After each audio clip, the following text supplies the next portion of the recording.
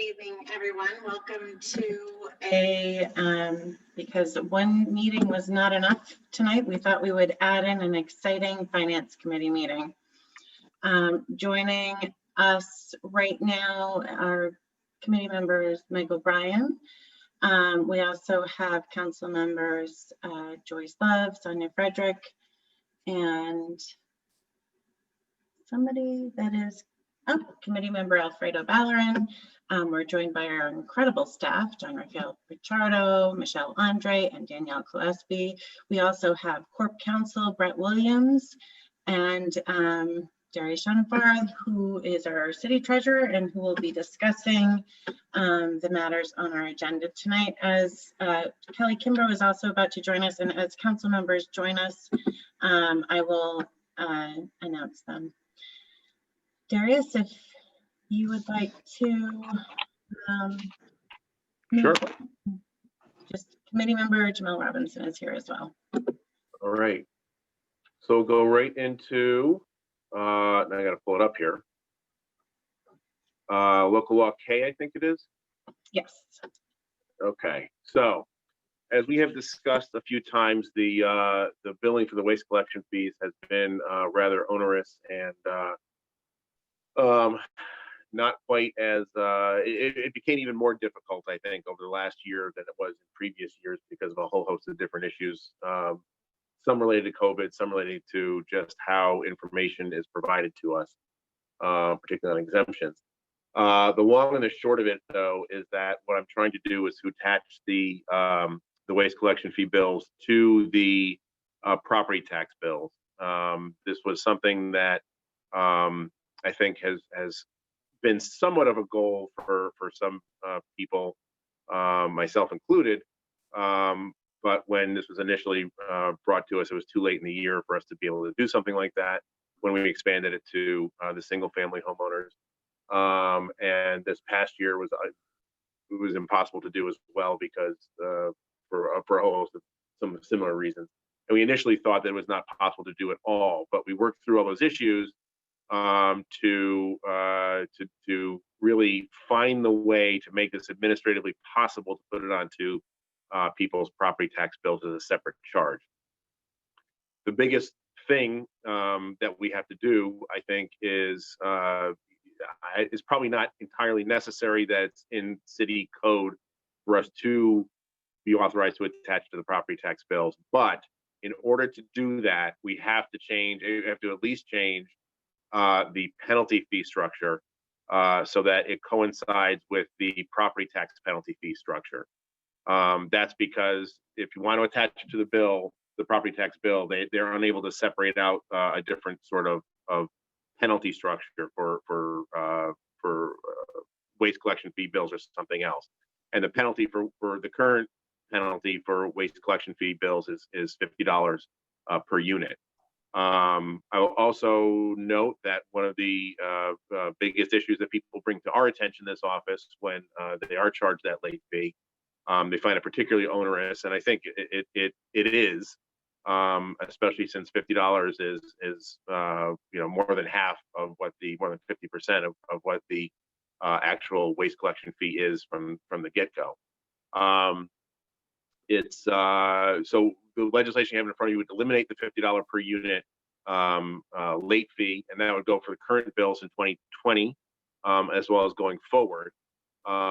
Doing so would allow us to put any unpaid 2020, 2019, and 2021 and going forward bills onto people's tax bills for them to be paid in January.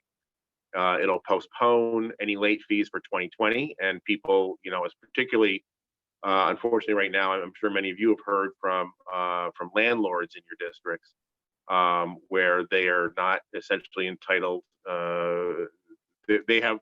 Their tenants are not necessarily paying rent due to state regulation, and they're not able to take any measures that they would otherwise do, like eviction.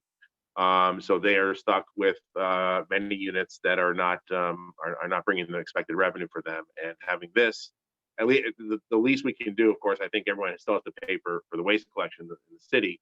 But the one thing we can do, I think, is delay will eliminate the $50 penalty for waste collection fee bills to be paid in this year. To change the penalty for doing that by putting it the starting point for the penalty in February of next year, when as it would with all unpaid property tax bills.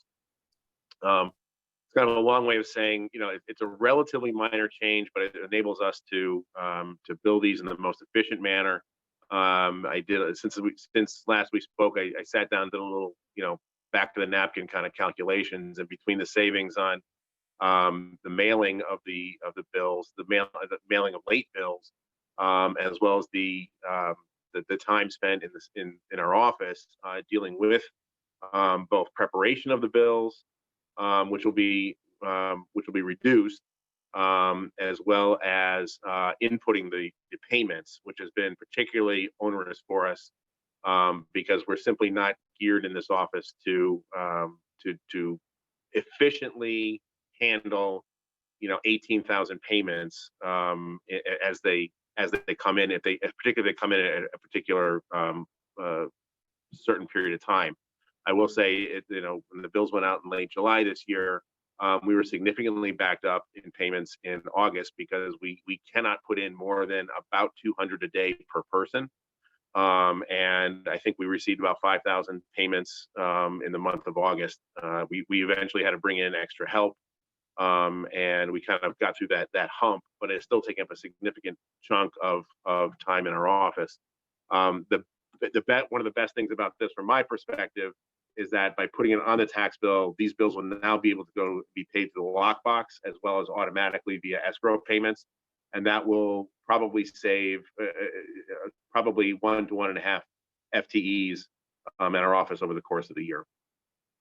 So there's significant savings to this in the city for my office, and it will make things administratively much easier. And I think probably it'll be nicer to get, I think, for a lot of our constituents to just get this over in one fell swoop in January and not have to think about it after that. So I don't know if anybody has any questions or if there's anything else that's unclear. I guess I would add one thing. Budgetarily, it should not be a significant. It may end up being somewhat of a hit to revenue, but the revenue for which will be hit is in late fees. That is not really. My understanding with the budget office is not really accounted for in the budget from the begin with. It's kind of gravy on our budget, not expected revenues. There will be some hit to, I think, late fees on this, but I think it'll be a far easier thing. And the late fees, I think, were originally conceived of as a penalty for landlords in 2 to 4 unit buildings to make sure that they were paying.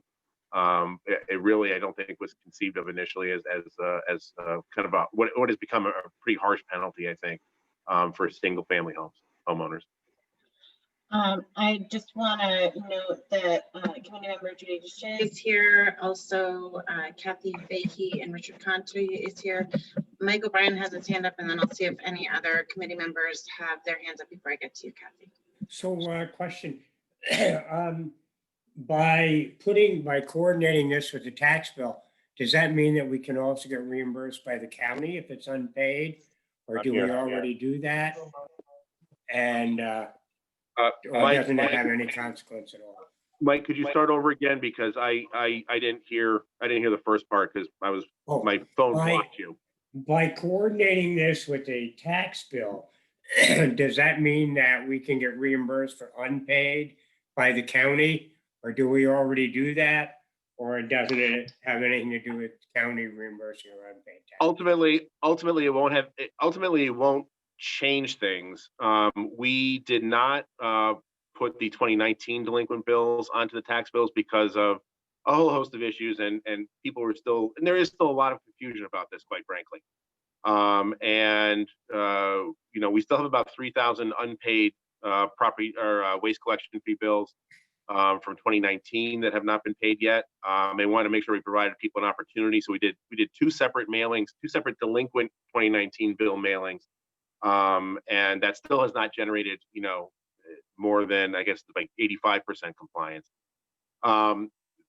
That's a little bit of a longer answer, but what would happen is if the bills are not paid through the tax billing year, we would then re-levy next year those bills as an actual re-levy tax, the way we do for DGS charges, delinquent water bills, and demolition charges, and that will go on the 2022 bills. So, but for the purposes of this, any unpaid waste collection fee bills from 2019, 20, and 21, all right, that we're placing on the bills for this year are not going to be reimbursed by the county at the end of the year. They would be reimbursed by the county at the end of 2022, just because we're not putting them on as a re-levy tax, we're putting them on as a fee.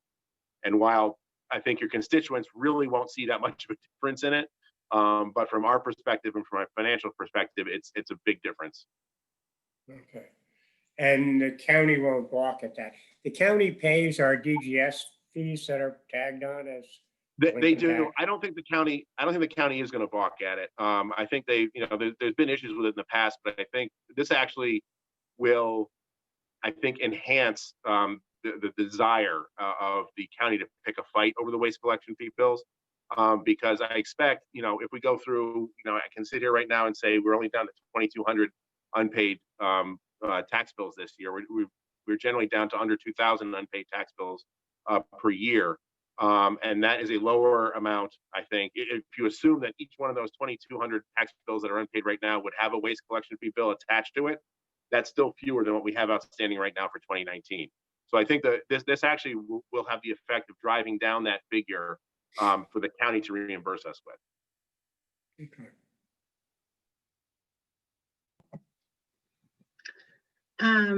Go ahead, Judy.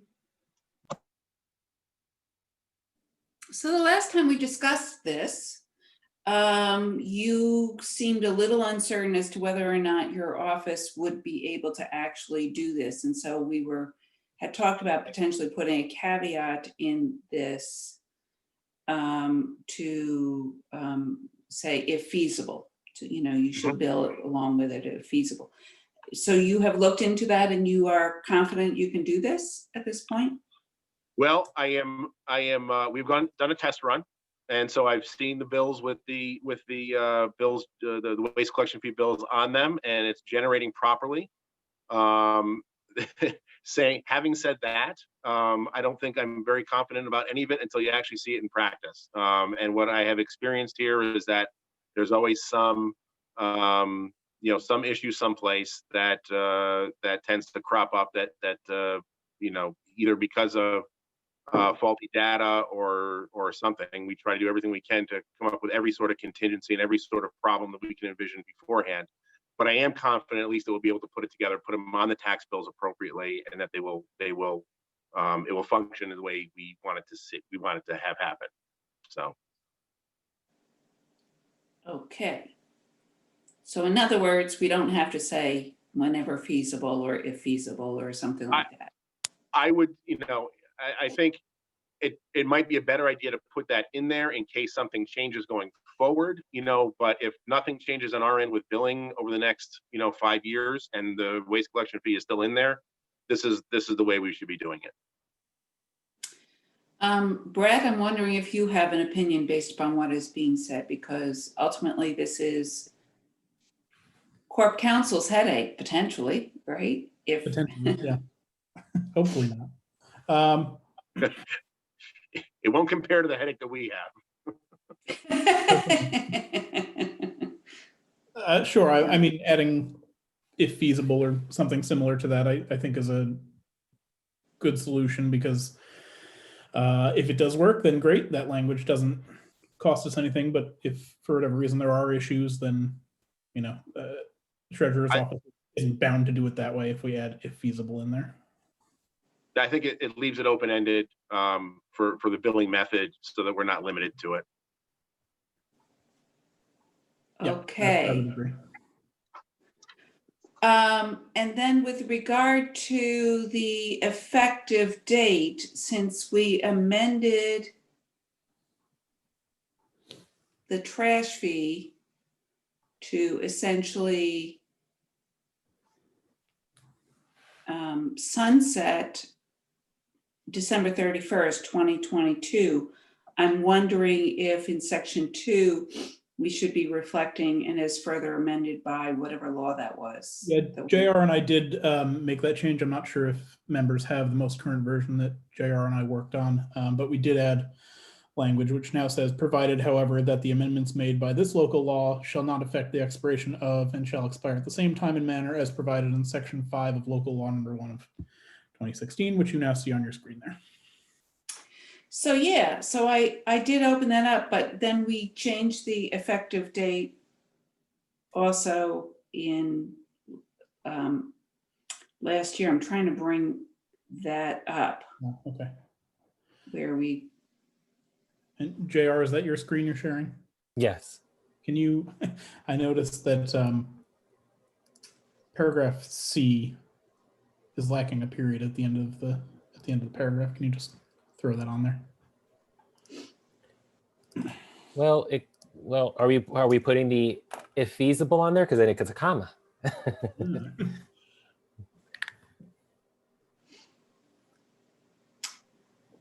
I am deferring to the administration and Brett with regard to what language, how that is now amended. As far as I'm concerned, there is a committee here. I don't know if anybody else has a different opinion about that, but that is, I think Richard might want to weigh in on this. So we're talking about the effective date section, correct? yeah, well, Yeah. So the way it would be done under bill drafting rules, when we're doing chapter amendments or extending those types of things in the legislature. And this was my original language, so I didn't pick up what Judy had said when I suggested this. You might want to say at the same time and manner as provided in section 5 of local law 1 of 2016, as amended by local law, whatever that subsequent local law we adopted, which may have been in 2018. I'm not sure when, but that's easy enough to find. yeah, I'm looking at that, and it was local law number 5-219, 2019. Yeah, I have it as E of 2019. Yeah, Yeah, so once it's signed into law, Right. the letter is becomes. That part. Yeah. So general code does reflect that this expires on whatever that date is. So if you're looking in general code, it's the correct expiration date. Even, without referencing back to the amended local law. But that works fine. Okay. All right. So back to up above, such bills shall be included in the property tax bill sent to each property owner in January. And I think we want to say whenever feasible would be my recommendation, but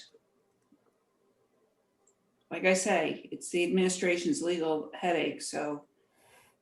you Yeah, I mean, guys- the other option, I suppose, would be to say such bill may be included with the property tax bill sent to each property owner in January. But I think I prefer this construction because that way it encourages that it'll be done this way, and it hopefully gives constituents some, at least some degree of firmness as far as how their waste collection fee will be billed. I agree with that one. An expectation, I guess, would be the way to look at it, that it'll be billed. Yep. with the property I tax. agree with that. Yeah. No objection here. Excellent. Are there any other questions from committee members? Go ahead, Alfredo. I just wanted to make a quick comment. I do think this is a good piece of legislation. I do think it's a good idea to be shifting everything so it falls with our tax bill. I think I thank the treasurer's office and the council for also waiving the fee for this for 2020, being that it's been such a difficult year for so many people. Waiving not the fee, waiving the late fee. Well, Make sure delaying it. I don't want to and get reducing. missed. Well, at least in 2020, if you haven't had a chance to pay your bill and your bill was due last week. If you haven't had a chance to pay it, you won't get an additional $50 a unit. And if you own a Right. 2, additional $100. If you own a 3 unit, there's an extra $150. So Adds up quick. yeah, so pay it before December 31st if you could. But that helps a little. I do think we're going to get a little bit of pushback because there are probably some people who just paid it in October and now we're asking them to pay it again in January. But at some point, we'd have to make this changeover to make it more consistent. But I'd also add that we're putting together a letter to inform all the homeowners in the next 2 or 3 weeks. I think should this pass, to let them know this change is happening, because it will have an effect on people's escrow accounts, and that we're going to just notify them they can contact their escrow accounts.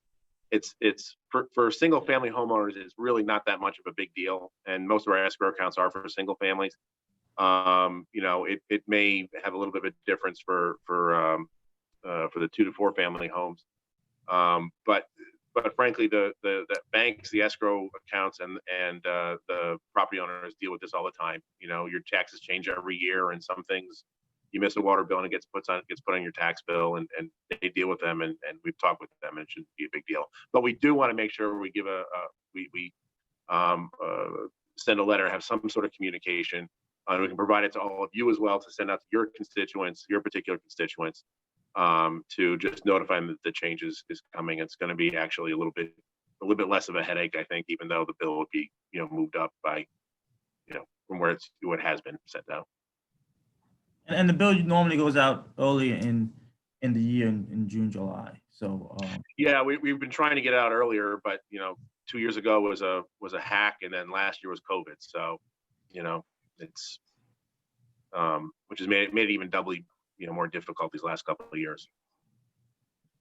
well, good. I'm glad there's going to be a notice going out to residents as well. So thank you for Yeah. that. Sure. And I apologize. I believe that I cut off Judy before she was finished asking her questions, but Kathy and Richard, I see both of your hands, and are you all? I just noted that there was a delay, and so I was going to make a motion, but I'll wait if there's more comments, so I'll wait. Thank you. Go ahead, Kathy. Actually, my question was pretty much answered. It was really regarding compliance. And, this is such a bitter pill for people to swallow here in Albany. So I think 2 years into it, people are used to the fact that they have to pay this trash fee. So Kind of. who's that? Oh, kind of. That's me. Kind of. So that 85, have you seen an increase in compliance over the last couple of years, or, because you said 85%? Yeah, I think from 2019, which was the first year that it went to single family homeowners, we're probably about 85% compliant. I think for the 2 to 4 units, those owners got more used to it in the first 3 years. So their compliance has been pretty good for the most part. You go through who doesn't pay their waste collection fee bills is oftentimes the same people who don't pay their tax bills or don't pay their water bills or what have you. But I think that part of the problem for single family homeowners is that our property database, the state property database, in which relies on the input of new property information from the assessor's office, frequently had lagged behind updating people's actual addresses, their new addresses. That caused a whole host of bills to be sent out to current property owners, but at their previous property's address, which resulted in thousands of bills being sent back to us, and an incredible amount of time on our part to go through and find out what the correct address is and remail all those bills. And that we think we have a pretty good updated database right now, so that those people who are not who were kind of fell through the cracks as far as getting their bill shouldn't happen as much anymore, and that everyone should have gotten their bills for the most part that should have gotten their bills. But it's a long way of saying people are not entirely used to it, and there's still a lot of people who don't necessarily receive their waste collection fee bill due to administrative problems, with addresses and things like that. And there's every year there's constant turnover in properties too. Yeah.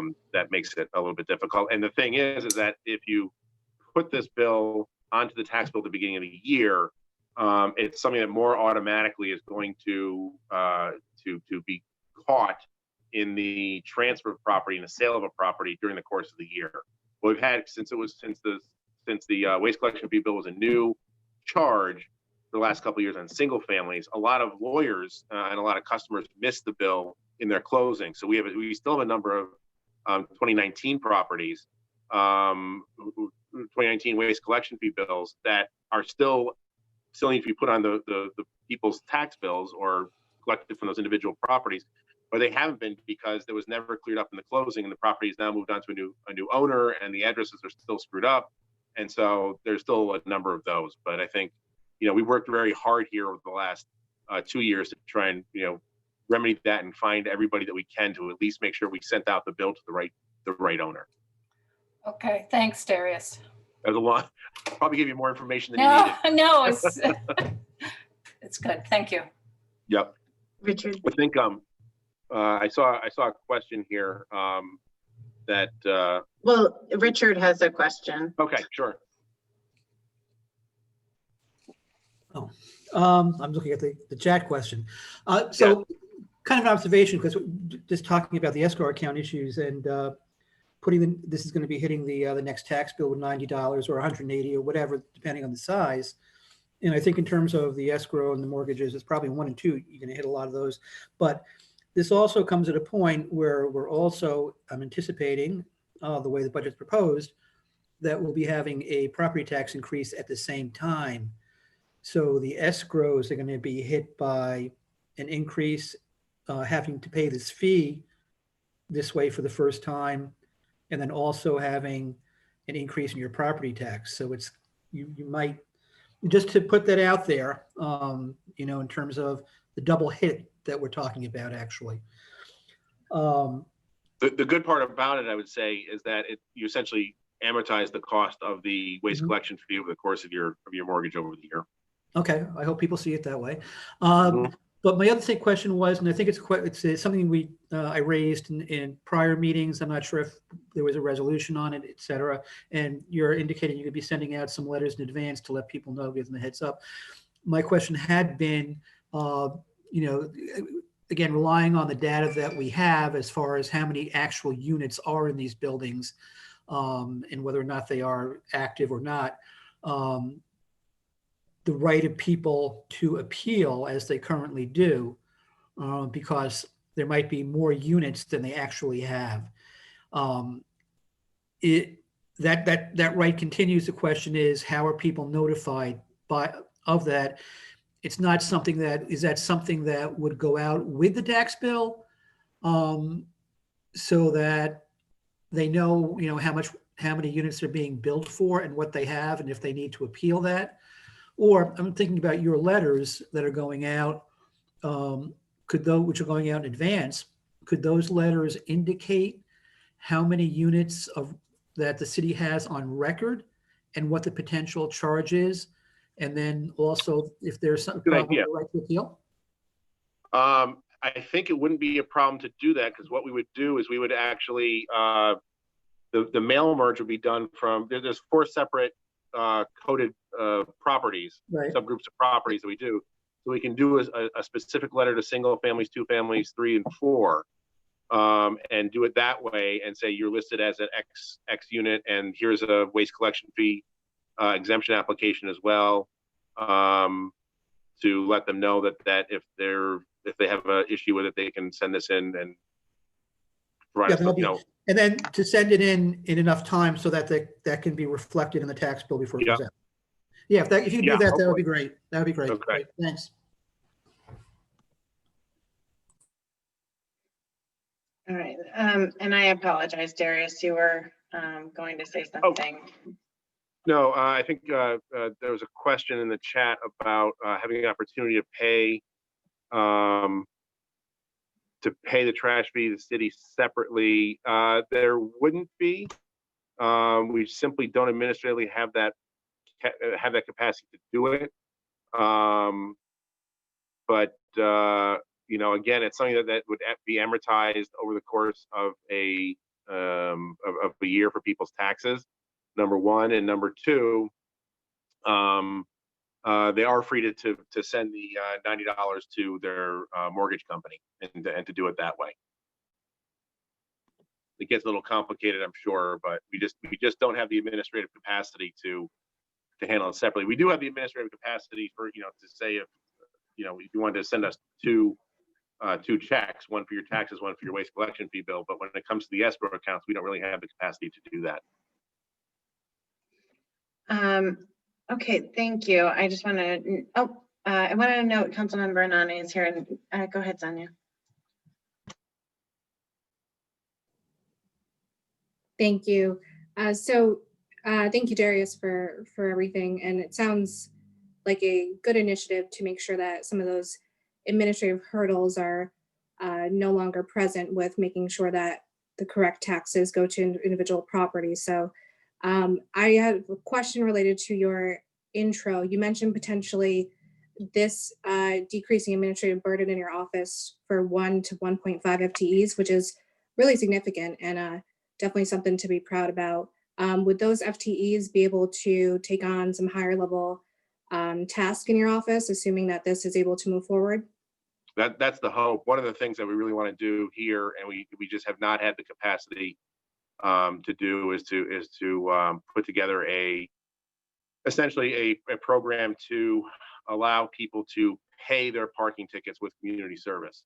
It's something that's going to require a lot of kind of work on the front end of staff to kind of develop that program, and that's one of the things I'd like to use some of the time with. But part of the problem is that we have been kind of had our heads down so much doing all this work to catch up. We haven't really had the ability to try and figure out other things that we need to do around the office. I think globally, having the ERP system in place and the you know, I call them updated systems. So it's, you know, 3, 4, 5 years of updated systems now. We work in the systems the way we know how to work in the systems, but we don't always know what the capacities of the systems are to do things a little bit differently and do things a little bit better. And that's where I think some of the extra time is going to come in. Frankly, for me, I put in of those that 1.5 FTEs, probably about 0.3 to 0.5 of that FTEs have been me. I've been in here. I'm the one who's been putting in the payments. 200 payments a day, every day for the month of August. I'm the one who had to go through and do massive amounts of changes to make these to correct the bills as they came in. That's one of the reasons why this will free up a lot of high level time as well to be able to make some more changes. But yeah. If there's no further questions, we can move on to resolution 90.102.20R. Yeah, we're just our needs right now have changed. I'm sorry, Jenny. So, Did you want to vote this out of committee? I did actually want to do that. Thank you so much, Judy. Yes, could I have a motion to move this out of committee? I would like to move it out of committee. What is it? Local law K of 2020 with the amendments with a positive recommendation. Can I get a second for that, Alfredo? All in favor? That's unanimous. That passes through committee with a positive recommendation. Thank you for that, Judy. I've been so used to our budget discussions where we don't have to actually vote on anything yet. So now we should talk about the next resolution, which we will again have to vote. This one's fairly straightforward. We created a position a couple years ago for a position in our office, and that position has not really worked out the way we had hoped, at least not at this time. But we definitely have had a need for frontline staff in the office, and so we're basically eliminating that position, changing it to not administrative assistant, account clerk, to reflect essentially our needs in the office. And as a commensurate reduction in salary, which is helpful at this time, the position has been open since March, And basically we need frontline help, especially with what we expect is going to be in our staff the next few months. Are there any questions from committee members? Go ahead, Mike. So with COVID, has that affected the ability of your frontline staff to, to be there to collect It payments? actually has not as much as I had thought initially. I think initially we lost a lot of time to COVID, but simply because we were closed and the inflow of work into the office was much less and different than it used to be.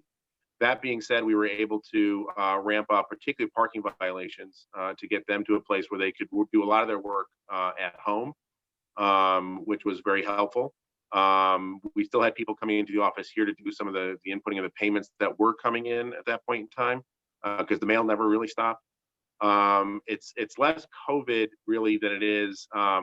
We have my office is kind of balkanized in some respects, in that we have our cashier staff who deal with a lot of the inputting the daily payments, our accounts receivable staff, which is in my office, down here, who deal with the taxes and deal with the payments as well.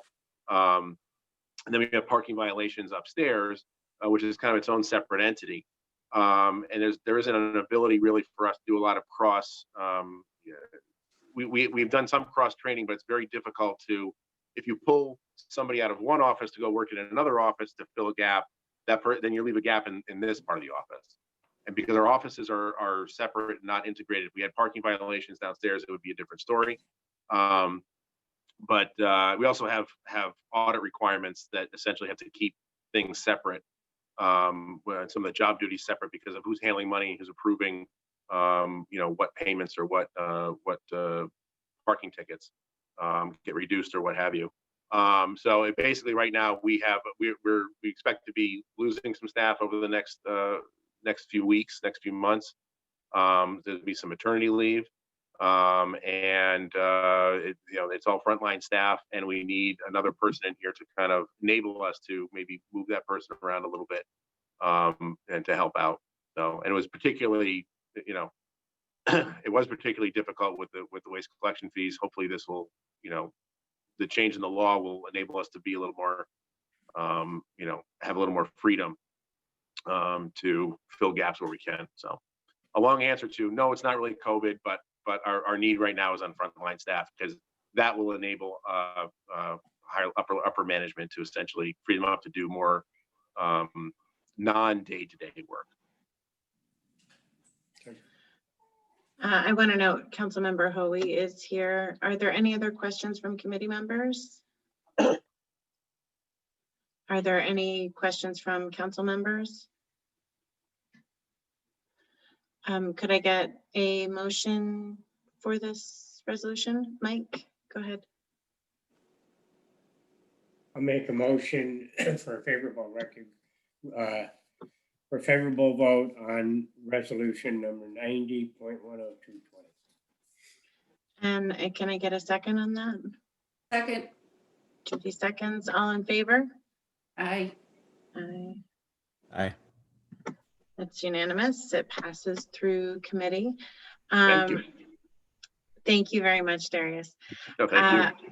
I will note this again in caucus, but last week Michelle sent around last year's budget intent memo. If council members can start to look at that and think about any initiatives that we feel we should add in the budget intent memo that we share with the mayor, please pass that along to me.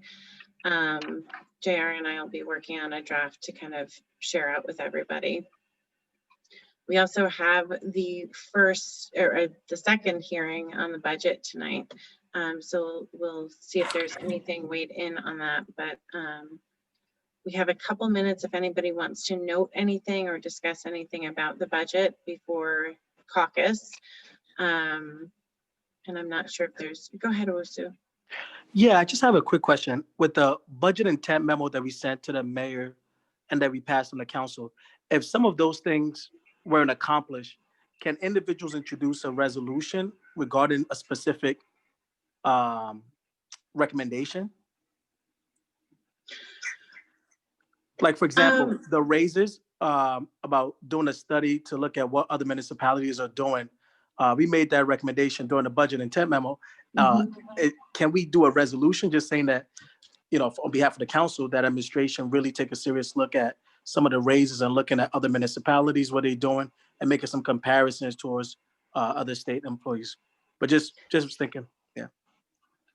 I mean, we can do resolutions on pretty much anything. I know, I would say with some of them, we should probably check in with the administration. I know that they were in the process of doing something with that, and COVID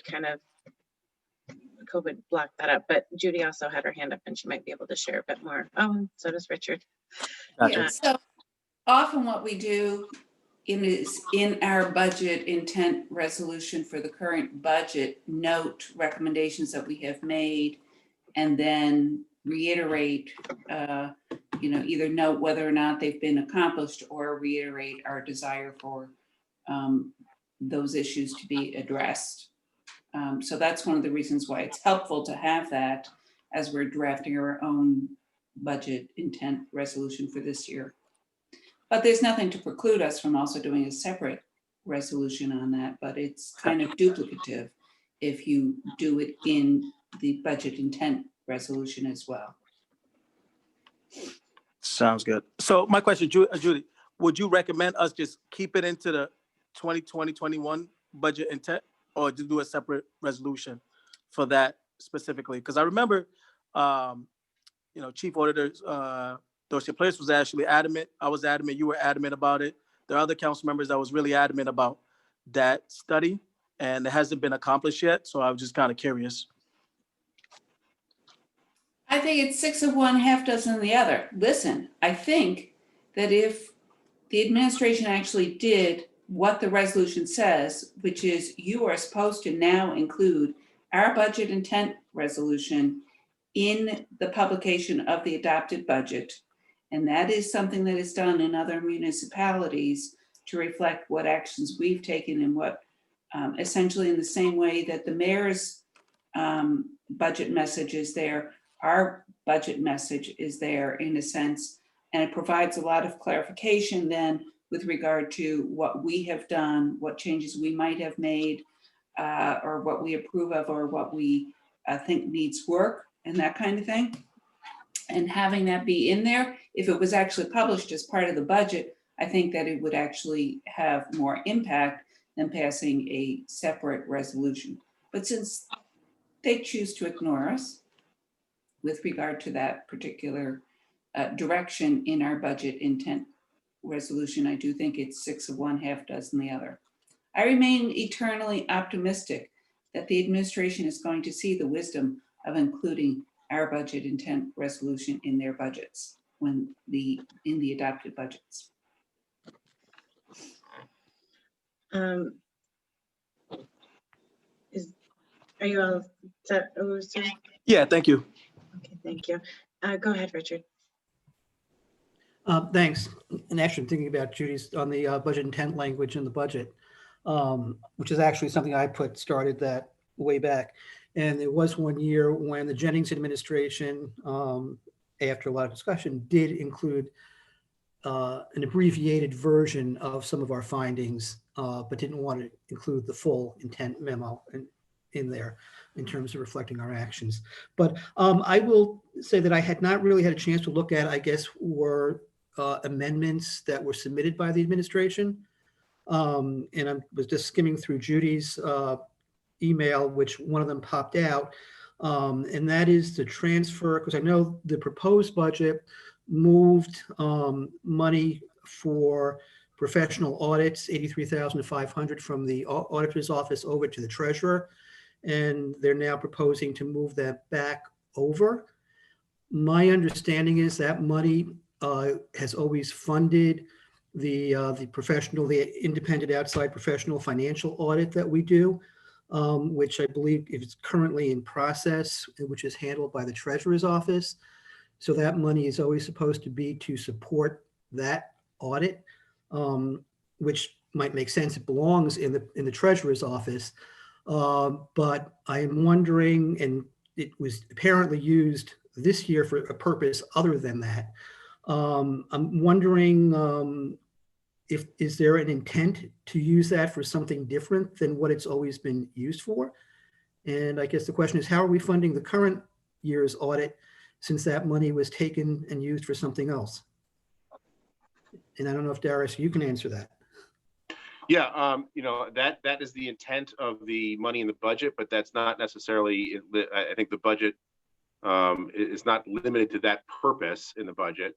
I think as my understanding is that, because the bill will have to be paid soon enough, is that the money will be running from other sources via E&A for this year. As far as next year's budget, for me, it's 6 of one, half dozen the other. I don't particularly care where the money comes from. It seems to make sense to put it into my budget, but I think the administration thinks that because an audit may be more appropriate to go into the auditor's budget. I don't particularly have an opinion as far as what's best or proper as far as actual budgeting. What I care about is actually having the money available to pay for the audit. Well, that's my concern also. This is a required outside independent financial audit. Sure. That's what that money is for. And now the treasurer's office handles that. It wasn't used for that purpose this year. What do we, and now it's being moved back over. So there's no indication that it'll be used for the purpose it's supposed to. So how is this requirement that we have an outside independent audit of our books being funded? My understanding is that is budgeted for next year for that purpose, for the independent audit. That is what has been expressed to me. I think this year was a different circumstance for several reasons. That's something you can take up with the auditor and with the mayor. Yeah, I understand that. Sometimes I just want to make sure we're funding a mandated expense and with concrete money as opposed to expressions that we'll take care of it. Well, again, I'm not blaming you or anything, just sort of like trying to figure this out. It's a service that will be provided to the city. It is a necessary service for the city. It will be paid for by the city. The expectation is we paid out of this budget line, regardless of whether or not it's the auditor's office or my office. And that's not the case next year, then money will have to be found someplace else in the budget from savings or from unused budget lines to pay for it. Okay, so maybe, if we do that amendment, maybe what we should do in the intent memo is make very clear what the purpose of that money is, what it has always been for, and that it fund the independent audit that we're required to have, which is approximately what that level of funding is. It's around 80 or so thousand. I forget what it is, but it's in that range. Correct. I just want to make sure that we're concrete in terms of that money is going to be used for the purpose it's always been used for what is a mandated audit that we're supposed to be doing. Thank you. Go ahead, Judy, and Mike, you're next. So I agree. I'm really concerned about this conversation. I think one of the things we can do is we can change the title of that line item in the budget. That's a budget amendment that we can make to make it clear that it is for the independent certified audit and whatever title that is, and maybe even put in paren the section title, and also mention it in our budget intent memo. The question I'm still not 100% sure of is you're saying that that's what that money next year is in the budget, in the 2021 budget for. Are we having a budget, an audit done for the 2020? Is that been contracted for? Oh yeah, they're finishing up now. Usually it's done by the end of September. pursuant to the state and federal regulations, but those were extended this year as a result of COVID. But we're nearing the conclusion of it right now. All right. So JR, I would love for you to make a note for our budget amendment A that we want to make that title change for that line item in the budget, wherever it goes. I do also think that something like this, where we are being asked to make an amendment to the budget with regard to where it goes, I don't think that we should be doing it on our own accord simply because, without something in writing with regard to why this change is being requested by the administration, to make it clear where that change has initiated from, as opposed to it coming, us deciding willy-nilly, we're gonna change it back over there. And I'm a little perplexed that we don't have that specific request from the administration and the auditor for this and for the purposes of this. Thank you. Mike? Well, I agree with what Richard and Judy have said in the interest of open government. I think it would be good both to put it in our budget intent resolution and in whatever line item identifies that expense and ask for some written justification. I think that's incumbent upon us as champions of good government.